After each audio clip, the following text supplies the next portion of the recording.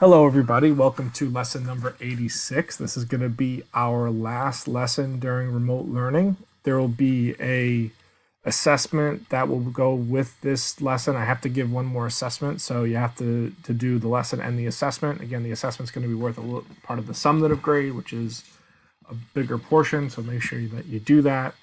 And let's get ahead because there are 33 slides. There's still 10 questions, but there's a little more slides, so there may be a little bit more explaining on my end. So let's get to it. First thing that you got to do, which is going to be the main focus of today's lesson, is describe what a genocide is. We're going to be looking at two genocides today in this lesson. Both of them happened about 20 to 30 years ago. And I just want you to describe what a genocide is. Do it in your own words. Don't look it up. I can tell when you look up something on Google, you should be able to tell me what this is vaguely. And I'm not going to be overly strict. Again, if you generally get it right, then I will give you the credit. But please do not look it up because I can easily tell. All right, so let's move on and let's take a look at some of the genocides we'll be talking about today. Review. Before we get to the genocides, one purpose, we look at the United Nations, right? That group of nations come together to make sure that peace is being maintained. Another part of the United Nations goal, and it's going to become very prominent today, is the United Nations was established to try to prevent genocides from taking place, right? The UN was formed after World War II, the Holocaust had happened, and the UN is now making a declaration to protect human rights, to make sure that no country or group violates another group or country's human rights. So that's part of the goal of the UN, and we'll see why that's very controversial as we go through today's lesson.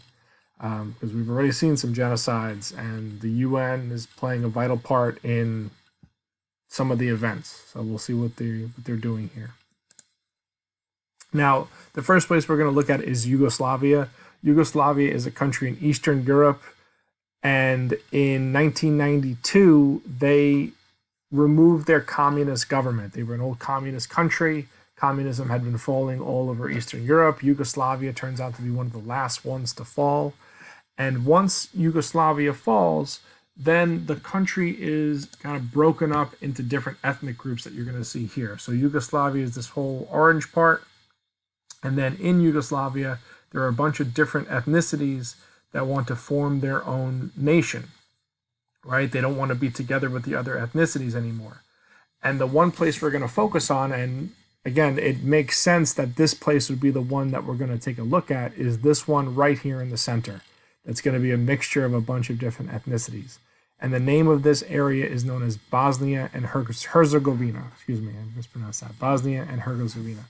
This is the place that we are going to see one of the genocides take place today. And it's because of the different ethnic groups that are in Bosnia that lead to the genocide. So again, here's the breakup of Yugoslavia. Here it is before, and here it is after, how it's been broken down since 1992. Now, the ethnic groups of Bosnia are very diverse, and it kind of breaks up on somewhat of a religious ground. You have the Croats, which are from Croatia. They're also in Bosnia. They're mostly Roman Catholic Christians.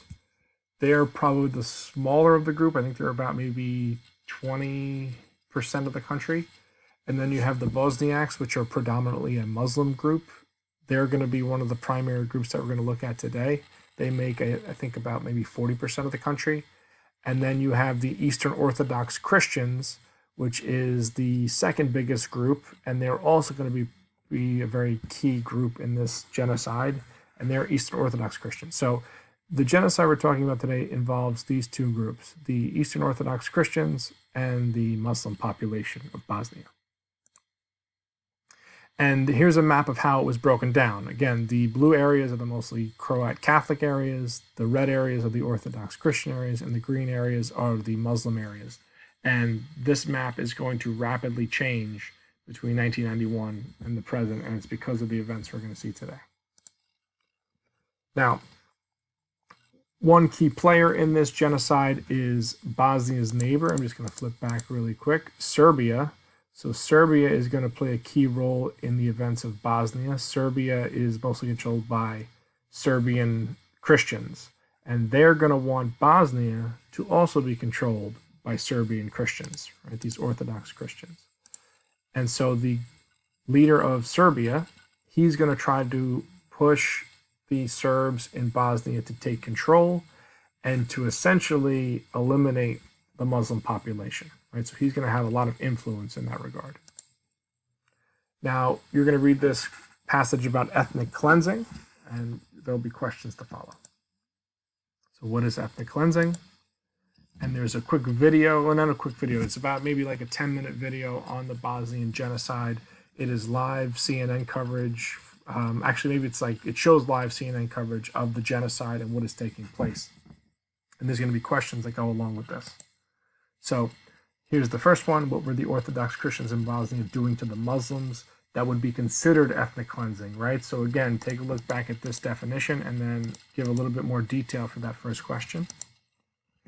What was the response by the UN and the United Nations when the crisis began? Again, it started in 1992. So what was the response by the UN and the United States, who are the predominant country in the world? It's very important, that question.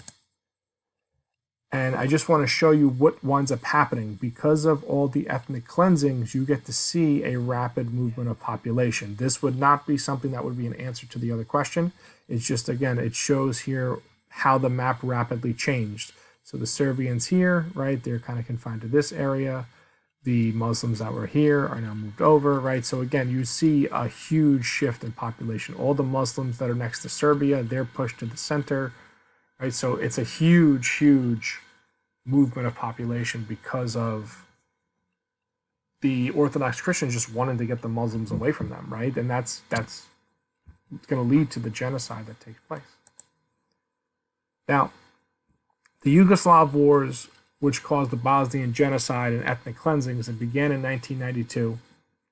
The response by the United Nations and other countries were not able to stop the full genocide. After 1995, when the genocide was at its worst, the international organizations finally stepped in after years of just neglect and finally put an end to it. And they wound up taking a lot of the Orthodox Christians in Bosnia, and as well as Slobodan Milosevic, the leader of Serbia next door, and pretty much charging them with war crimes. At the same time all this stuff in Bosnia is happening, you see another escalating ethnic problem in the country of Rwanda. And that's where we're going to shift base. So we go from Bosnia, which was a very horrible genocide which took place in the 90s, to the Rwandan genocide, which happened at the same time. Here is the country of Rwanda. It's a very tiny African nation compared to the other countries around it. It's in the center of Africa. And that's where we're going to be focusing in on. Now, you're going to read this passage. This is talking about Rwanda during the time they were colonized. So Rwanda was colonized, like all other parts of Africa, by a European country. And you're going to read this passage and then answer a few questions. So what were the two groups that were in Rwanda, right? The two major groups. Again, Europeans would be separate here, right? There's two Rwandan groups that we're going to be focusing in on. How did the Europeans contribute to that divide, right? So there's two separate Rwandan people. What did the Europeans do to kind of contribute to there being those two separate groups? The Europeans played a massive role in that. Now, here's an example. And again, if you got that first question right, it's the Hutus and Tutsis. The Hutus and Tutsis were the two predominant groups of Rwanda. And many suspected that the Belgians favored the Tutsis because of some kind of physical appearance. People have disproved that to this day. They said, no, some said the Tutsis were taller. That's not true. It has pretty much a class difference between the Hutus and Tutsis, and that's what made them different. The Tutsis were more of the, I guess, wealthier, right? They did more of the mental labor, whereas the Hutus were more of like the physical labor. And that's what kind of separated them over the generations. And that's what made them different when we get to the 90s. And and the Hutus were a much bigger group. So the Tutsis were very small by the time the 90s rolled around. And the Hutus are going to take power, and that's what we're going to see take place, because the Hutus are going to look at the Tutsis and say, hey, you're different, and we don't want you around anymore. And that's going to lead to this horrible genocide. So How has ethnic conflict continued? Again, I kind of alluded to that just from what I was saying about what happens once the European leaves. So again, review what I just said, review the reading, and you'll be able to answer that question. Now, there's another video here about what took place in the 90s with the Hutu government and how it led to the genocide. So there's going to be questions that follow. How many people died during the Rwandan genocide? It's a very large number. Who was being killed by whom? So who was doing the genocide to whom, right? Who was the one violating human rights? Who was the one that was fortunately having to undergo human rights violations, right? So again, that's that question. Out of the two groups in Rwanda. Similar to the question on Bosnia, what was the UN and US's response to what was happening in Rwanda? And unfortunately, like in Bosnia, the UN and the United States had a very similar response. That's the answer here, right? So again, you have to compare those two. The responses by the UN and the United States are the same. We'll talk about that at the end of the slides. So due to the violence in Rwanda, Tutsis started to flee the country. They became refugees, so they fled the violence that was going on in Rwanda. And you can see the massive populations here, right? So the Tutsis of Rwanda fled on a massive level, almost 1 million going into Zaire, well, even more than 1 million if you consider these two spots, right? It's about 1.5 million people flee to Zaire, 10,000 to Uganda, 500,000 to Tanzania, 250,000 to Burundi. Many Tutsis needed really just fear for their lives, and they had to get out. Just horrible events in Rwanda. Famously, the Hutus were notorious to using machetes to kill the Tutsis. Again, so it was extreme violence that was taking place in Rwanda. And after 100 days, the Tutsis that were in exile, they gathered arms and pretty much invaded Rwanda. So the Tutsis that were out here wound up invading the country and removing the Hutu government that started the genocide. And that was finally put the genocide to an end. Now, we come back to the UN here because this is a very interesting cartoon about the UN. There's no question here, but I just want to get across the point of the problem with the UN, because the UN was founded to try to stop genocides as one of its causes. And as we're seeing, the UN has really not been stopping them. These genocides have continued to happen, and we'll talk about them continuing even to the present day. But this cartoon is kind of criticizing the UN's response because the UN really doesn't have an army. It was the same problem with the League of Nations. The UN may not like genocides, but they don't have a military to stop it.